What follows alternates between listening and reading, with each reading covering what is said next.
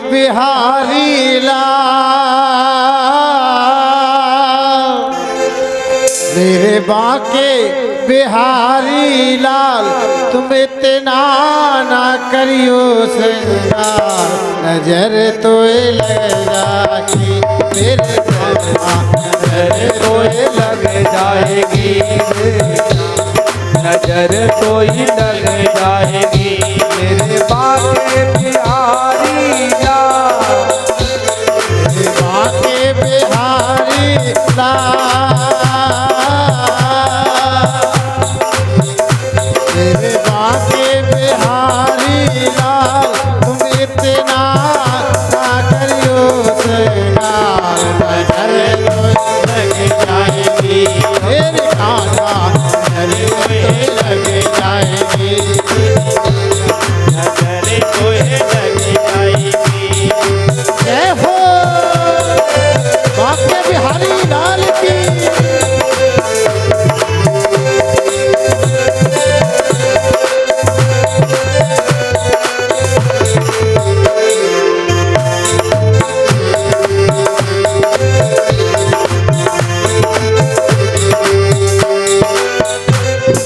तेरी मुरलिया पे मन मेरा अटका, तेरी मुरलिया पे मन मेरा अटका, तेरी मुरलिया पे मन मेरा अटका, तेरी मुरलिया पे मन मेरा अटका, प्यारा लगे तोरा पीला पटका, प्यारा लगे तुझे पीला पटका, तेरे गले में जलती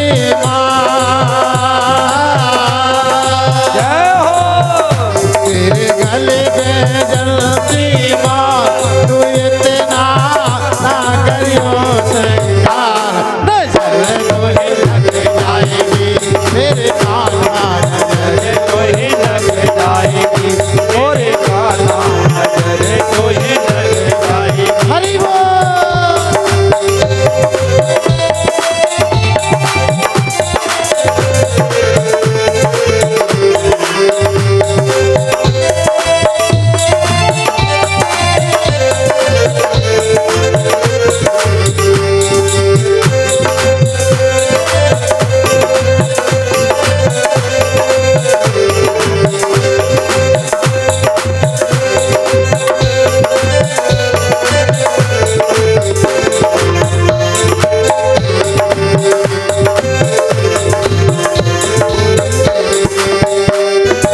तेरी सुरतिया पे मन मोरा अटका, तेरी सुरतिया पे मन मोरा अटका, तेरी सुरतिया पे मन मोरा अटका, तेरी सुरतिया पे मन मोरा अटका, प्यारा लगे तोरा काला पटका, प्यारा लगे तोरा काला पटका, तेरी टेढ़ी मेरी चाल, तेरी टेढ़ी मेरी चाल, तू इतना ना करियो श्रृंगार, नजर तो लग जाएगी मेरे कान्हा, नजर तो ही लग जाएगी मेरे कान्हा, नजर तो ही। जय हो।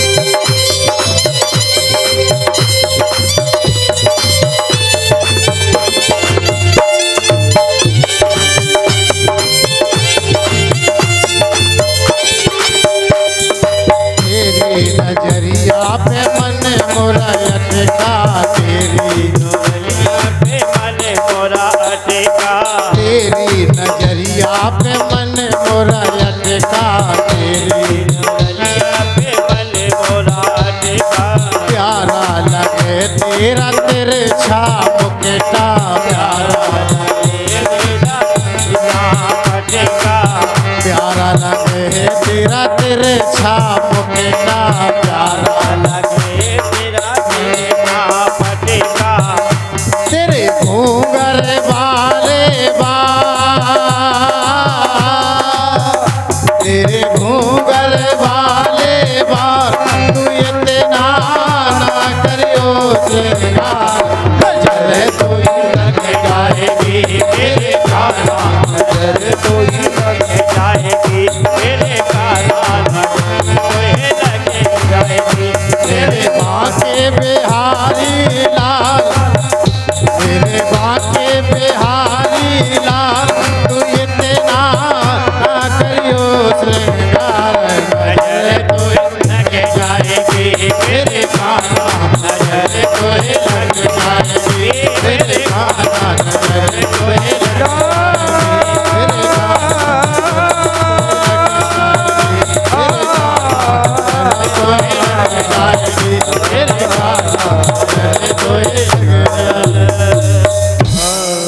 बोलो वृंदावन स्कंद में किस समय की घटना है?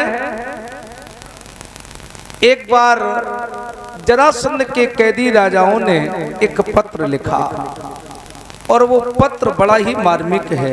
क्या लिखा? उस पत्र में लिखा, ऐ माधव, ऐ कृष्ण, ऐ गोपिका वल्लभो, ए राधेश्वर राज, हे गिरधर, हे बिहारी जी, पड़ गए रे फपोले हाथों में। क्या लिखा? पड़ गए रे फपोले हाथों में, रशिया मूंज बटते बटते, वो राजाओं का रे आधा वजन बस रहा याम करते करते। राजाओं का आधा वजन रह गया। क्या? यहाँ काम करते करते।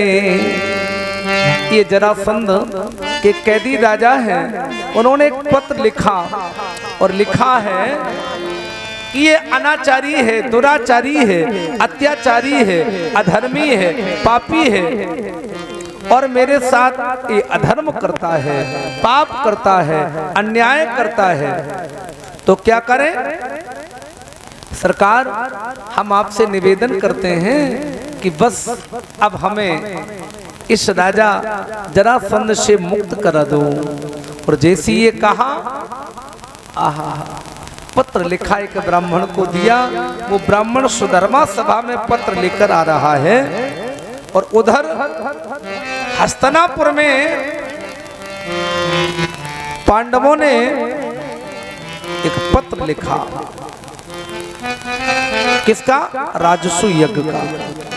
और पांडवों ने पत्र लिखा राजसु यज्ञ का।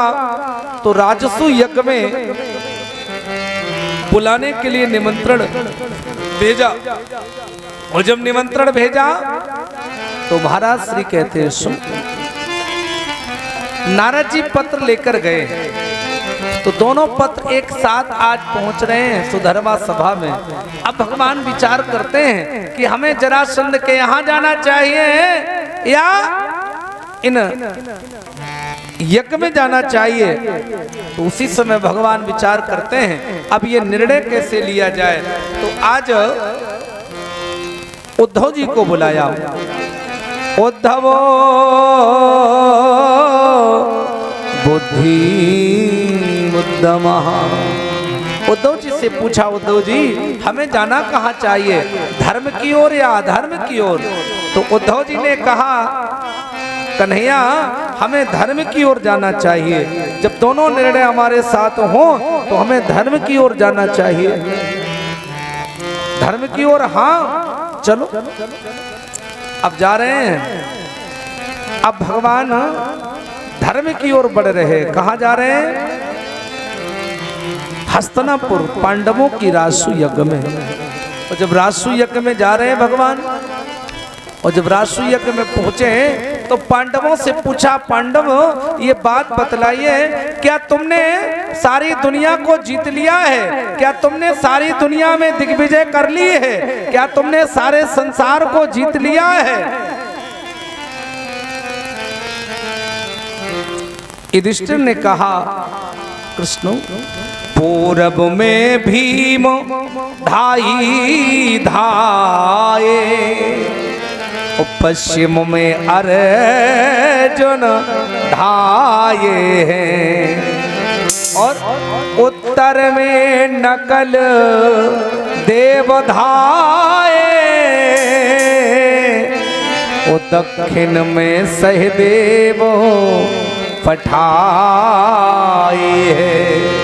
मैंने चारों दिशाओं को ऐसे जीत लिया है, चारों दिशाओं में दिग्विजय कर ली है।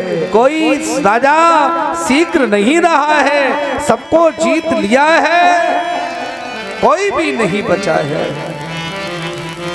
भगवान ने कहा, ऐ राजन, मगध देश राजा जरासंध बाकी। ऐ पांडवों, सारे राजाओं को जीत लिया है, लेकिन अभी एक राजा है। कौन? मगध देश का राजा जरासंध, जिसको अभी तक नहीं जीता गया। और जैसे ये सुना, पांडवों ने कहा सेना सजा लो, अर्जुन से कहा चलो चलो अभी जीत लेंगे। क्या कारण है? भगवान ने कहा ठहरो, कहे हमसे मिलो ना, 17 बार आ रहे हैं, एक भी बार जीत नहीं पाए, 17 बार, और हमको हार मारनी पड़ी है, तो हम नहीं जीते, हम नहीं जीते। वो 17 बार हार, 16 बार आया, और बार बार हारे, लेकिन आखिरी में अगर हराए थे तो वो हारा नहीं, वो जीता कहा जाएगा, और हम हारे कहेंगे। हमने उसे 16 बार भगाया, लेकिन 17वीं बार वो जीत गया, तो हम हार गए और वो जीत गया। और जब हम नहीं जीत पाए तो तुम्हारी तो भलाई क्या जो तुम जीत लो, फिर क्या होगा? भगवान ने कहा एक युक्ति है। युक्ति क्या है? हम 3 लोग जाएंगे, हम, अर्जुन और भीम, इसके अलावा कोई और नहीं जाएगा, ठीक है? 3 लोग जाइए। भीम से कहा भैया भीम चलोगे? भीम समझ गए कि दाल में कुछ काला है, कहे जिंदगी में ये तो अर्जुन को ही ले गए, हमको तो कभी राम ही राम नहीं कहा, आज पहली बार कह रहे हैं भीम चलोगे, तो इसका मतलब है कहीं कुछ गड़बड़ है। तो भीम ने छाती पे पत्थरा धरो और चल दिए।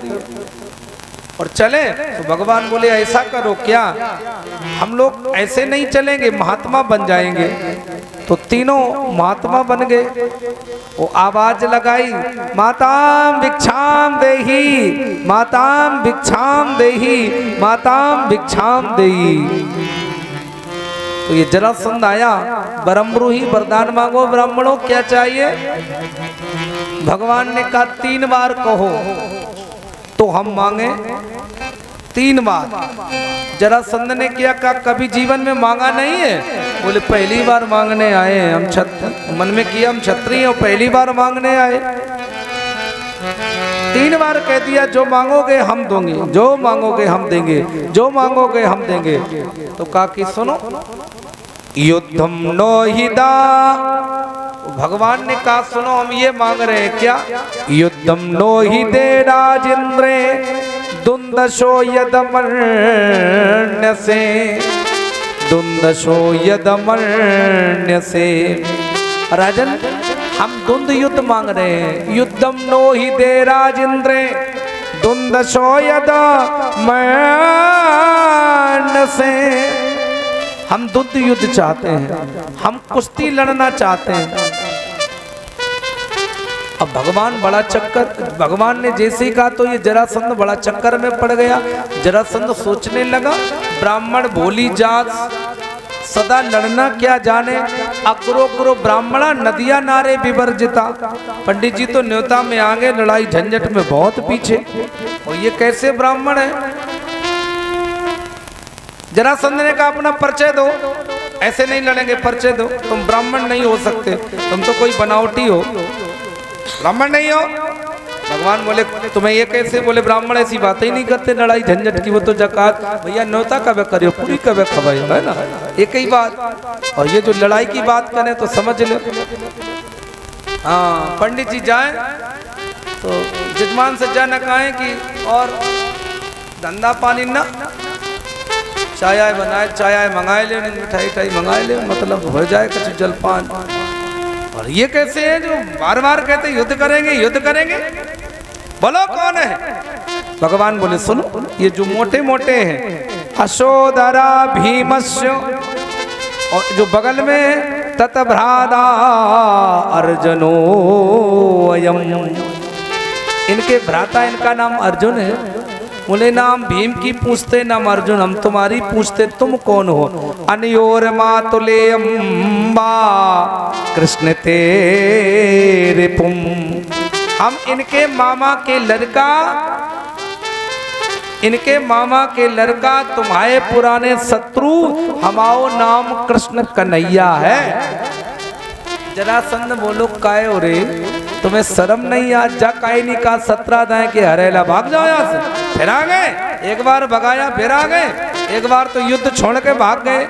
और जो युद्ध प्रांगण छोड़कर भागे, जो झंझट नहीं समझे।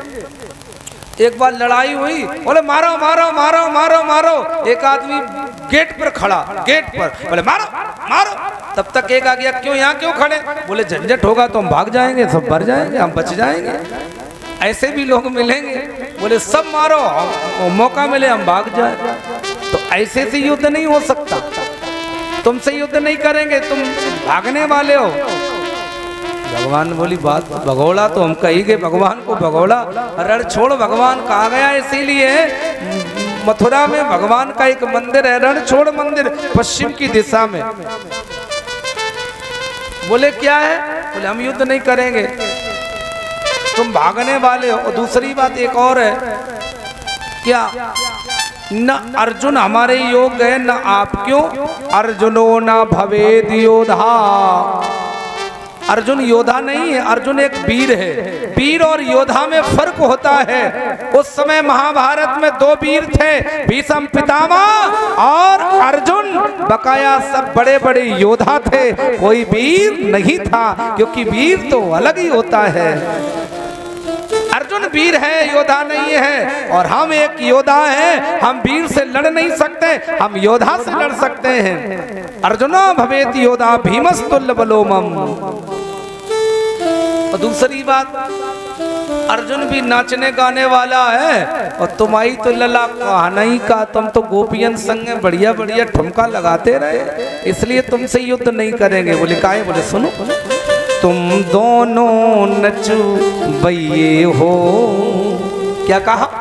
तुम दोनों नचबइये हो, तुम तीर चलाना क्या जानो, तुम दोनों तो नचबइये हो, तुम तीर चलाना क्या जानो।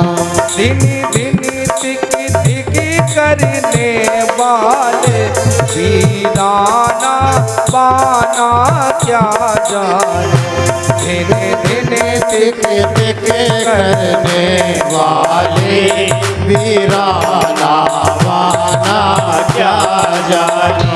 धीरे धीरे टिक टिक करने वाले वीराना बाना क्या जानो।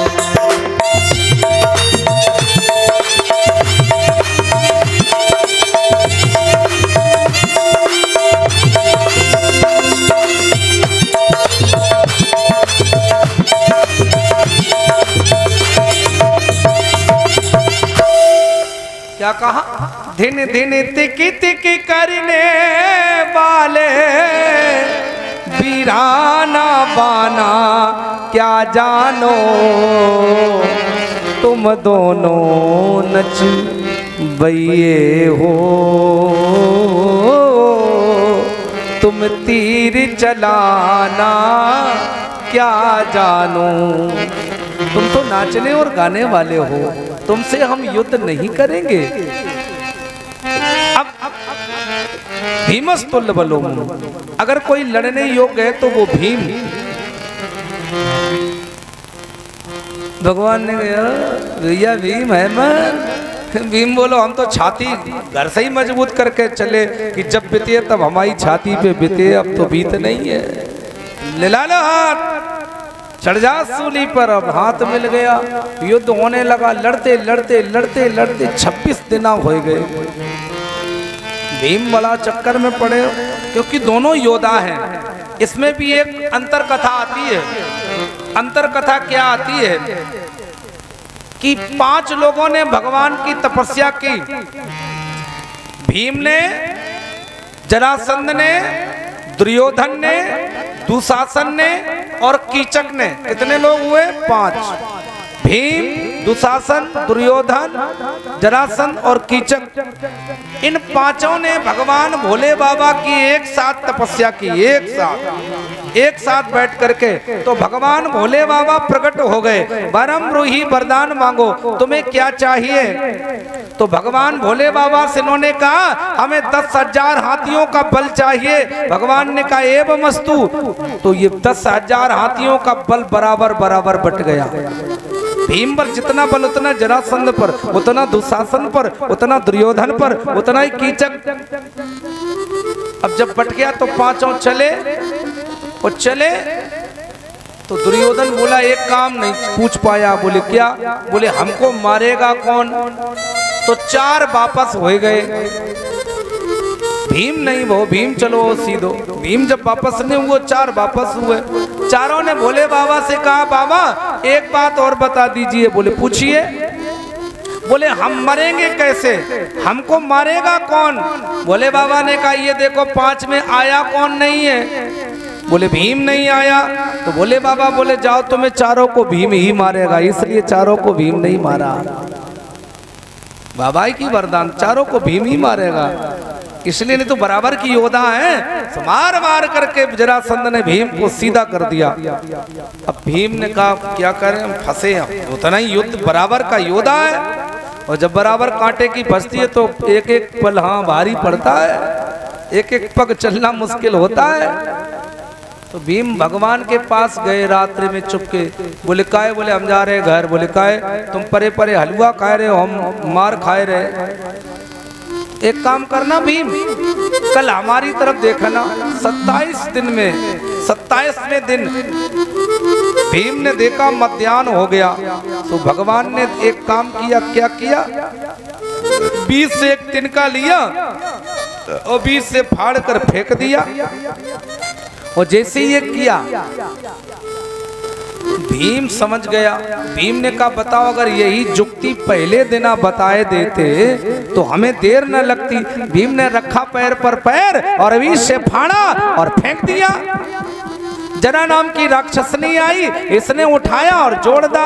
और जैसे ही जोड़ा जरा सीधते सा जरा संधता। इसका जन्म ही 2 खंडों में हुआ था, लेकिन जरा नाम की राक्षसनी ने इसको जोड़ा जरा सीधते सा जरा संधा। जिसकी संधि हो वही जरासंध है। और जब जरासंध जीवित हो गया और फिर लड़ने लगा। जब फिर लड़ने लगा तो भीम ने भगवान से इशारा करे। अब बोले अब तो हमारा नंबर है। कहे जो मर मर के जिंदा हो पाए भला को मार पाए।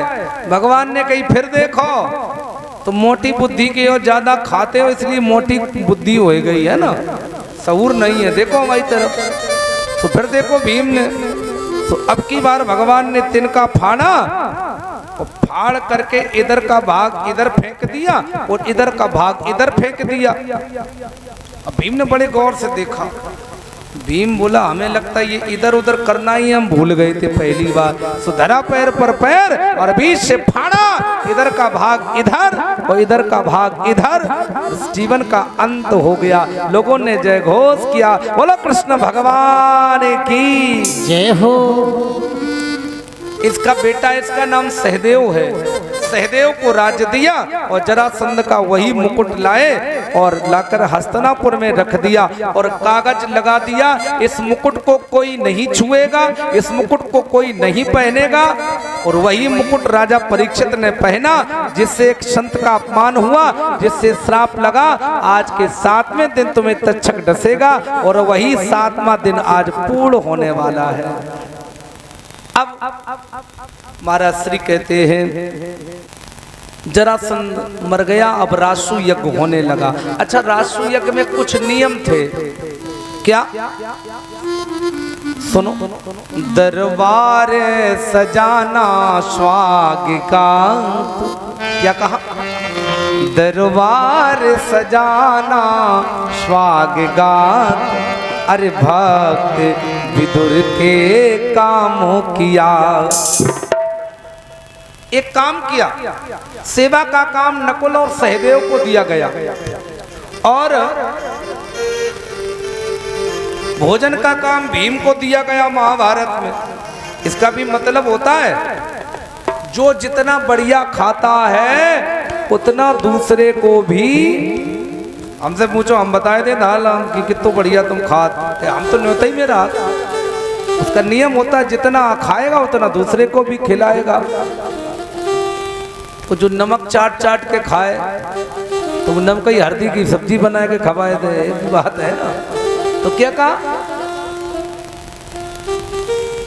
भीम को दिया गया, भीम जितना खाता है उतने दूसरे को भी खिलाता है। अब दान का काम किसको दिया गया? दान का काम कर्ण, दुशासन और दुर्योधन को दिया गया। जितना मांगे, कोई 100 मांगे जो 1000 दे, कोई 1000 मांगे तो 10,000 दे, कोई 10,000 मांगे तो लाख दे। क्यों? मेटने में बोले जितना। और बात यह है यज्ञ और भागवत कथा खर्च के लिए कराई जाती है। अगर कंजूसी करे तो फिर भागवत न कराए, एक ऊपर कमरा बनवाए ले या 2 बनवाए ले, भागवत न कराए। अगर भागवत कराए तो फिर दिल खोल करके खूब खर्च करे, क्योंकि भागवत दान और खर्च के लिए ही कराई जाती है। अब जऊ में भागवत कराए रहे, वो में कंजूसी आए तो खर्च आए, अब जितना हो उतना होने दो। ये तो सामूहिक है, व्यक्तिगत अगर कोई कराए तो फिर दिल खोल कर कराए, है नहीं? तो क्या कहा? दान जितना अधिकम अधिकम फलम। अब एक काम हुआ, दरबार सजाना स्वागतांत, अरे भक्त विदुर के कामों किया। सबसे बड़ी यज्ञ की व्यवस्था जो है वो ये है कि यज्ञ की देख रेख कैसे हो। ये मैं समस्त कार्यकर्ताओं या समस्त इन मोहल्ले वालों से या समस्त ग्रामवासियों से ये कहना चाहता हूँ कि आप लोग हर वर्ष ये भागवत कराते हैं। गत वर्ष कई साल हो गई, लगभग कितनी साल हो गई करते करते? 10-11 साल हो गई, है ना? 11वीं है। और हम तो आपके बिल्कुल पड़ोस में ही रहते हैं, हम भी देखते रहते हैं, कई वर्ष से हो रही है। लेकिन मेरा एक सिद्धांत है कि हम अगर करते नहीं तो बीच में हस्तक्षेप भी नहीं करते। जैसा आपका वैसा करिए। अब इस समय हम भागवत कर रहे हैं तो ये मंच हमारा है, इस संचालन हम इसमें कर रहे हैं। तो हम यहाँ देखते हैं कि आप अर्थ बहुत देते हैं, पैसे की कोई कमी नहीं है, डालडा की कोई कमी नहीं है, रिफाइंड की कोई कमी नहीं है, बूंदी की कोई कमी नहीं है, पत्तल की कोई कमी नहीं है, लकड़ी की कोई कमी नहीं है। लेकिन सवेरे मंच साफ करवे के लिए पंडित जी जमाए तब फूल उठाए के धरे। यहाँ बस व्यवस्था सुबह साफ करने की समस्या है। अच्छा, ये माताएं बहनें ऐसी कौन है जो घर को साफ नहीं करती, झाड़ू नहीं लगाती? घर में लगाती हो तो क्या 7 दिन तुम इस मंच की सेवा नहीं कर सकती? बोलो, जिम्मेदारी सबकी है ना, क्योंकि ये माता रानी तो सबकी है। अगर हमारी हो तो बताओ मेरे घरे लाए ना धलने जाए, घरे हमारी तो है नहीं है। सुबह शाम आती सबकी है ना मातारी, ये माता जी सबकी है, ये भागवत सबकी है ना, हमारी या किसी स्पेशल तो है नहीं।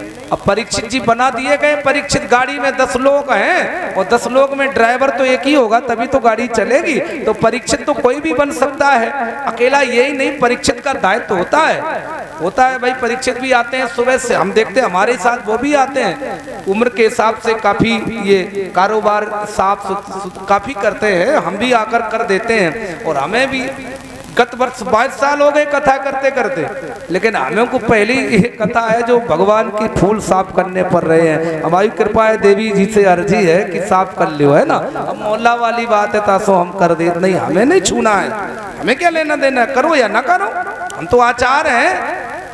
लेकिन नहीं, माता रानी का दरबार है तो हम कर सकते हैं आचार होकर। तो क्या आप सेवा नहीं कर सकती? क्या कोई भाई सेवा नहीं कर सकता?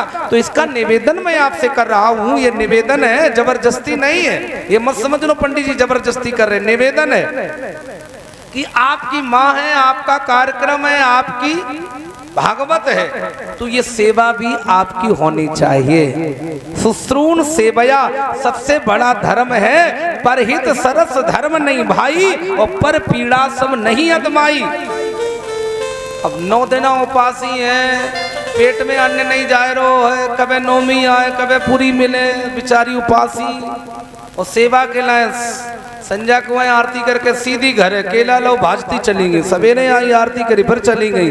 अब सेवा बेचारे श्याम बाबू भज भज के आए, कि परीक्षित जी आए, कि अवस्थी जी आए, कि और कोई आए, कि नगर सेठ आए, है ना। कुत्ता बेचारे गेट पे बैठ के रखा थे, जो एक समस्या है। देखो क्या है, बस हम लोग कार्यकर्ता थोड़े कमजोर हैं, और जितने जे कार्यकर्ता यहाँ हैं और जिस सब बेचारे हैं कैसे, सब 50 के ऊपर वाले हैं। अब बेचारे ना भाग पाते हैं और ना कुछ कर पाते हैं। इसलिए नौजवान बेटियों से, नौजवान बहुओं से, नौजवान बच्चों से हम ये कहना चाहते हैं कि इस वर्ष नहीं, जब तक ये कार्यक्रम चलता रहे, और हम तो ये कहते हैं जब तक ये कार्यक्रम चले, जब तक गंगा की धारा, यमुना की धारा बहती रहे, तब तक ये कार्यक्रम आपका अनवरत चलता रहे।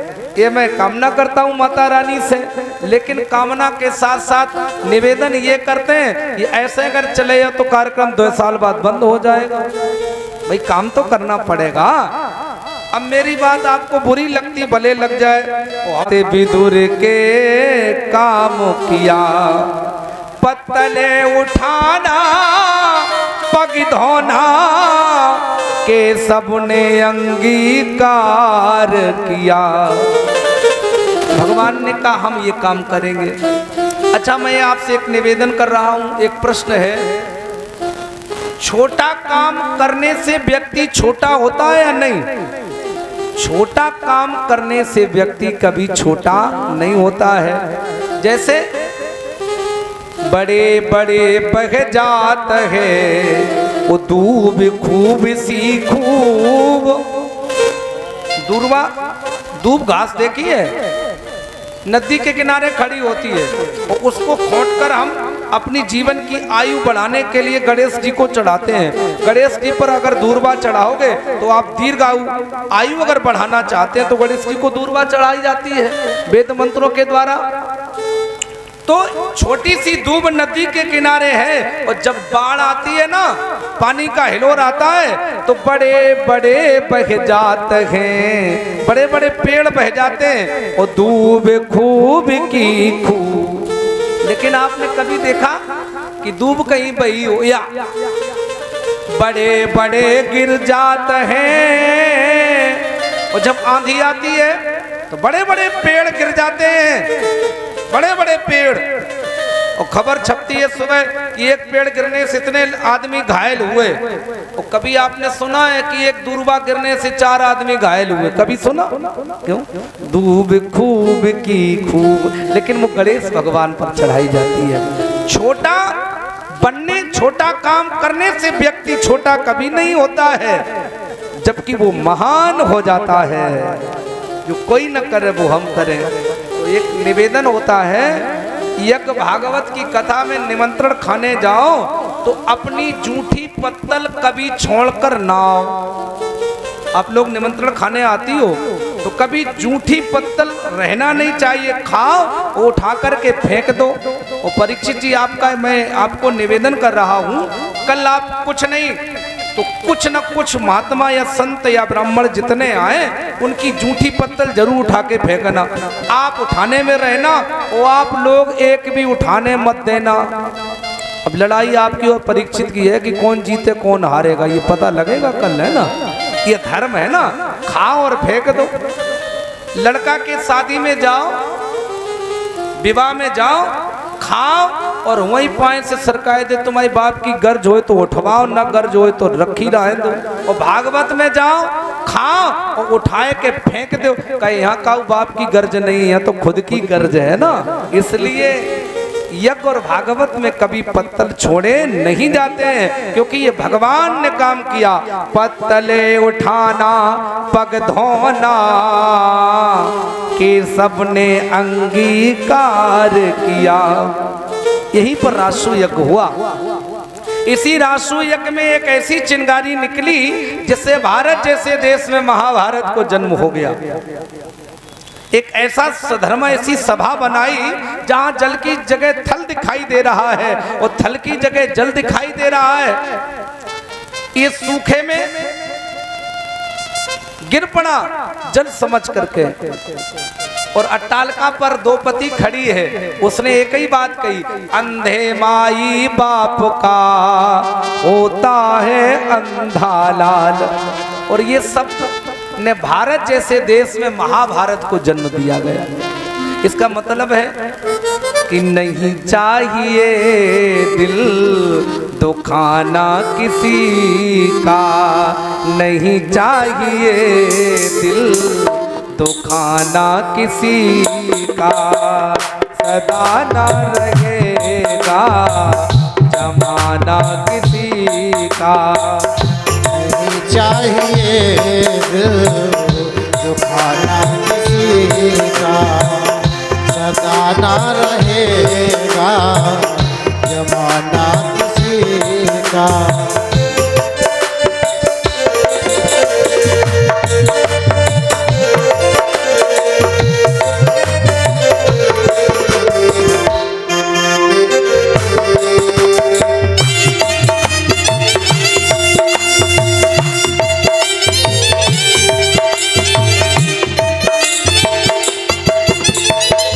सदा ना रहेगा जमाना किसी का, सदा ना रहेगा जमाना किसी का, जमाना किसी का, जमाना किसी का।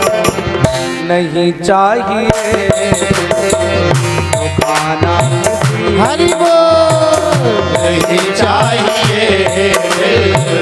जमाना किसी का, नहीं चाहिए दुखाना। क्यों?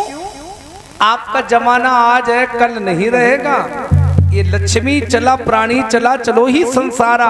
ये लक्ष्मी कभी ठहरती नहीं है और न मानव का जीवन कभी ठहरता है। वो तो चलाए मान रहता है, चलता रहता है सदैव। सदा ना रहेगा जमाना किसी का, जमाना कभी रहने वाला नहीं है।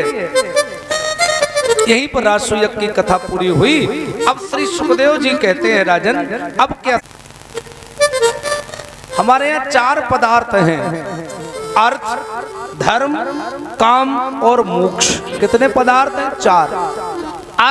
अर्थ नहीं होगा तो धर्म नहीं होगा, धर्म नहीं होगा तो कामना नहीं होगी, कामना न हो गई तो मोक्ष नहीं होता। तो चौथा पदार्थ कौन है? मोक्ष।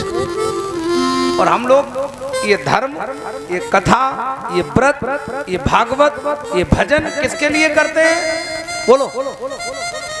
हम मुक्त हो जाएं, और मुक्त होकर के अगर हम मुक्त न हो तो बड़े भाग मानुष तन पावा, ओ सुर दुर्लभ सब ग्रंथन गावा। अगर हम मुक्त नहीं हो सकते तो कोई बात नहीं है, लेकिन ये मानव का जीवन तो ले ही सकते हैं। इसलिए हम ये धर्म करते हैं, सब करते हैं, नियम जप स्वाध्याय सब करते हैं। तो महाराज श्री कहते सुनो।